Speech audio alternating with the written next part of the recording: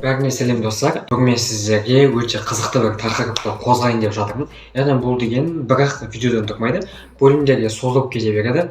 Яғни бүгін бізде өмірлік база туралы айтатын боламыз. Ол не туралы, және де оған қандай пункттар жатады, кіреді, оны қалай қалыптастырамыз, түсініктеме, мысалы деген секілді. Ал енді жалпы өмірлік база деген не, түсініктеме. Жалпы мына блокноттың өзі оның ішіне кіреді достар. Бірақ та бұны айтпай қояйын. Жалпы өмірлік база деген ол мынандай достар, қараңдар. Өмірдегі ең маңызды зат, яғни ең маңызды инструмент ол біздің денсаулығымыз. Яғни егер де бізде денсаулығымыз болмайтын болса, біз деген өмірге қойған мақсатымызды да орындай алмаймыз. Тек мысалы шын өмірдегі тұрмысты да сүре алмаймыз, яғни денсаулық ең маңыздысы болып келеді достар.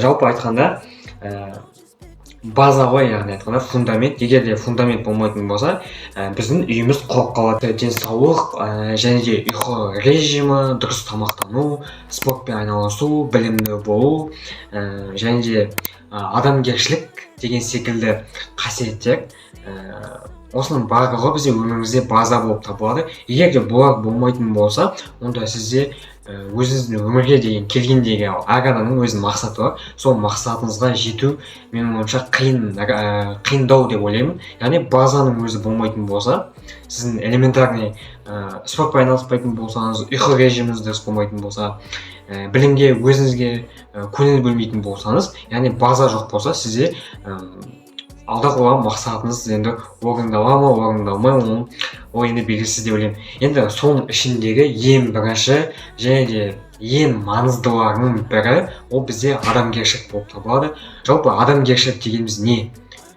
Оған бізге оның ішінде де тоже көптеген қасиеттер кіріп кетеді жалпы.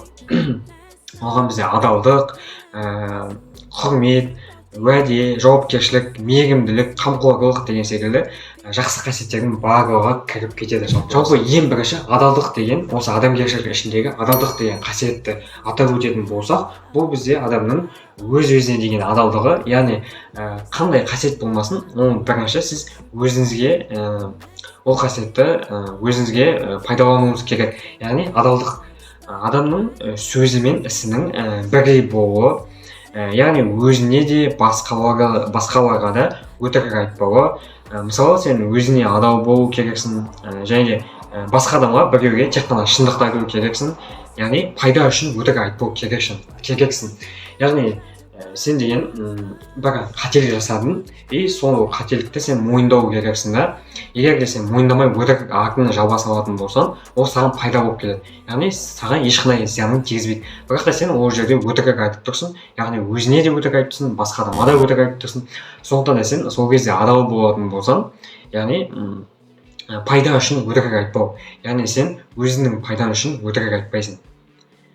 Және де содан кейін жалпы сен өтірік айтып тұрғанды ол адамның өзі біліп тұрады. Және де сен сол кезде соны біліп өтірік айтпай шынды айтатын болсаң, сен өзіне тиісті затты аласың. Бірақ та сен адал түрде аласың. Сондықтан да бұл өте маңызды достар. Яғни ең бірінші қасиеті ол адалдық болып табылады. Жалпы достар, мына жерде бұл менің блокнотым, бұл жерде менде әртүрлі видеоларға сценарий, күнмен жоспар деген секілді болады. Осы жерде бізде бүгінгі видеоға сценарий бар достар. Яғни мен деген жаңа ғана адамгершілік бірінші базаны айттым, соның ішіне өте көптеген пункттар кіріп кетеді. Ең біріншісі ол адалдық, оны айтып кеткен болатынмын. Енді екінші пунктке өтетін болсақ, ол бізге құрмет деп аталады. Құрмет деген, яғни адамды жасына, лауазымына, оның басқа да қасиеттеріне қарамай оны құрметтеу. Яғни айтқан кезде үлкенді ғана емес, өзінен кішіні де сыйлау болып табылады. Яғни үлкеннің көзінше өзіңді жақсы адам ретінде, сыпайы ретінде көрсетіп, артынан сен өзіңнің базовый настройкаңа келетін болсаң, ол құрметке жатпайды деген секілді.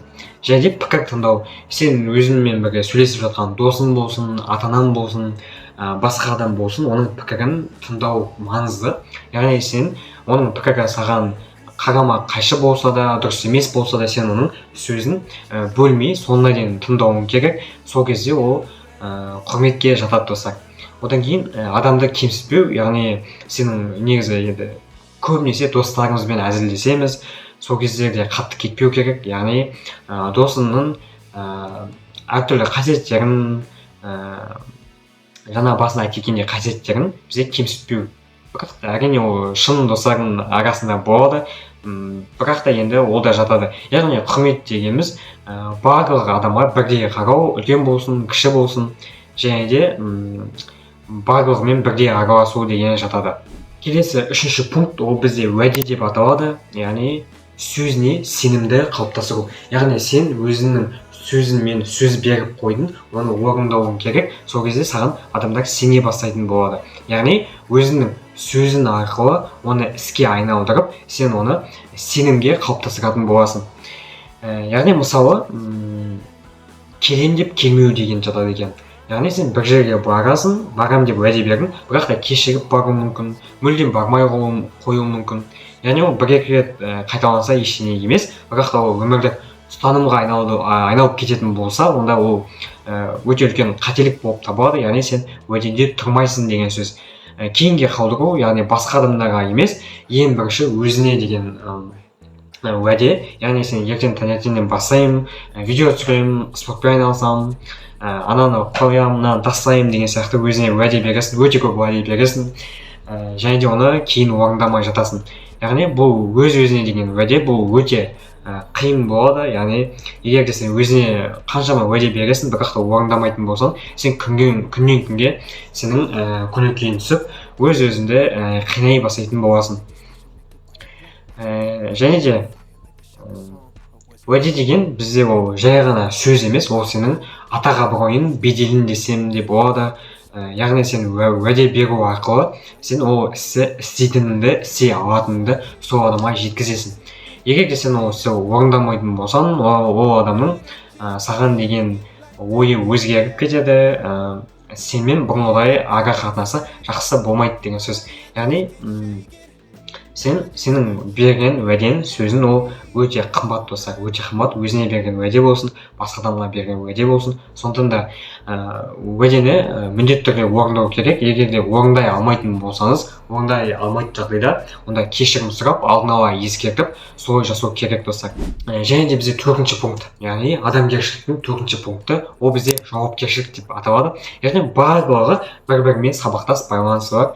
Яғни жауапкершілік деген ол бізде өзінің ісінің салдарын мойындай алу және де түзетуге тырысу. Яғни жауапкершілік деген әсіресе ер адамдардың басында өте көп болады. Яғни сен өзіңнің өміріне, өзіңнің отбасының өміріне жауапкершілік аласың. Яғни өзіңнің өмірің өзіңнің қолыңда. Сен болашақта қандай адам боласың, оның барлығы сенен саған байланысты. Яғни осыдан 1-2 жыл бұрын, 2-3 жыл бұрын мен нені таңдадым, не нәрсеге жауапкершілік алдым, қазір сол тиісті орында отырмын деген сөз. Солай. Және де яғни сіз бір зат істесеңіз, ол жақсы болсын, жаман болсын, оған жауапкершілік алатын және де жауап беретін тек сіз ғана. Сондықтан да сіз ол істің салдарын басқа адамға итермелеуге немесе сылтау айтуға сіз бұл жерде тиісті емессіз. Яғни мысалдарды айтатын болсақ, қателікті мойындау. Яғни сіз өзіңіздің жасаған қателігіңізді мойындай алуыңыз керек. Мойындай алмайтын болсаңыз, ол қателіктің үстінде қателік болып кетеді. Яғни мойындау әрине негізі қиындау болып келеді достар. Мойындау деген негізі қиындау. Өзіңіздің жақын адамыңыздың алдында сіз өзіңіздің абыройыңызды, беделіңізді түсіресіз, оның сізге деген ойын өзгертіп аласыз, тағы да басқа деген секілді. Яғни бірақ та қателік жасадыңыз ба, оны мойындау, яғни мейлінше тез, яғни ерте мойындаған дұрыс болып табылады. Сол кезде сізге түзетуге мүмкіндік болады. Одан кейін бастаған істі соңына дейін жеткізбеу. Достар, бұл да тоже өмірімізде кездесетін жайт. Яғни біз бір істі бастаймыз, бірақ та оны соңына дейін көп жағдайда 90% аяқтамаймыз. Ол кезде ондай кезде біздің өзімізге де сенімділігіміз жоғалады, мотивациямыз түседі, жалпы айтқанда барлығы төмендеп нашарлайды. Яғни біз бір істі бастаймыз, бірақ та оны тез тастап кетеміз. Яғни тұрақтылық жоқ достар. Дисциплина жоқ деген сөз. Яғни сіз барлық бастаған істеріңізді бастап, шамалы жасап тастап кете беретін болсаңыз, онда сізде деген нәтиже шығуы екіталай достар. Сондықтан да біз бастаған ісімізді ешқашан ешқашан емес енді тастамауымыз керек достар. иә нәтижесін көргенге дейін белгілі бір анализ шығарғанға дейін, жасағанға дейін тастамауымыз керек. Және де өз ісінің салдарын көтеру. Яғни бұны басында айтып кеттім. Яғни сіз өзіңіздің жасаған ісіңізді өзіңіз көтере алуыңыз керек, өзіңіз жауап бере алуыңыз керек. Яғни жауапкершілік осыған жатады. Яғни осы өмірлік базаның бірінші бөлімі бұл адамгершілік. Бұған жаңағы айтып кеткен адалдық, құрмет, уәде, жауапкершілік жатады. Және одан басқа мейірімділік, қамқорлық, тағы да басқа қасиеттер жатады достар. Жалпы айтқанда адами жақсы қасиеттердің барлығы осы жерде бірігеді. Бұның барлығы бізде адамгершілік деген сөзді құрайды достар. Жалпы осының барлығы бір-бірімен байланысты, барлығы сізде болатын болса, ол бүйтіп қалыптасып тұратын болса, ол өте керемет.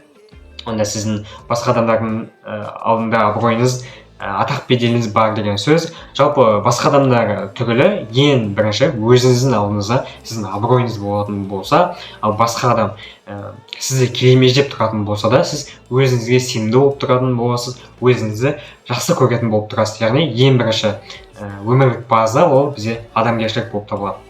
Яғни түсіндіре алдым деген ойдамын. Бұл видеоны мен сіздерге өзіме пайдалы болу үшін, яғни тәжірибе жинау үшін айтып жатырмын. Яғни 19 жыл өмірімдегі менің білетін базамның ең алғашқы қадамы осы адамгершіліктен басталады. Яғни жалпы бір-ақ сөзбен айтқан кезде жақсы адам болу деген секілді. Яғни өмірде өте көптеген сынақтар болады, өте көптеген қиындықтар болады. Соған қарамастан сіз бұрынғыдай өзіңіздің шынайылығыңызды жоғалтпай, жақсы адам болып қалатын болсаңыз, онда сіз өте мықты адамсыз деген сөз. Яғни сіз келіп жатқан қиындықтарға қарап өзгеріп кетпейсіз, сіз өзіңіздің ұстанымыңызды, өзіңіздің принципіңізді ұстанасыз деген сөз. Яғни сіз өте мықты адамға айналасыз. Ол адамды ешкім жеңе алмайды, ешқандай қиындықтар, сынақтар жеңе алмайтын болады достар. Сонда бұл өте мықты фундамент, база деп айтсам болады достар. Егер де осы видео, яғни осы рубрика сіздерге ұнаса, астына комментарийға пікір жазып кетіңіздер, лүпіл басыңыздар, арнаға жазылып мені қолдаңыздар. Және де каналдың описаниясында, осы видеоның описаниясында менің басқа да әлеуметтік желілерім бар, соған да тіркеліп жазып кетсеңіздер болады достар. Жалпы осы рубриканы жалғастырып десеңіздер, жақсы активіңіз болатын болса, мені қолдайтын болсаңыздар, мен жалғастыратын боламын. Келесі кездескенше.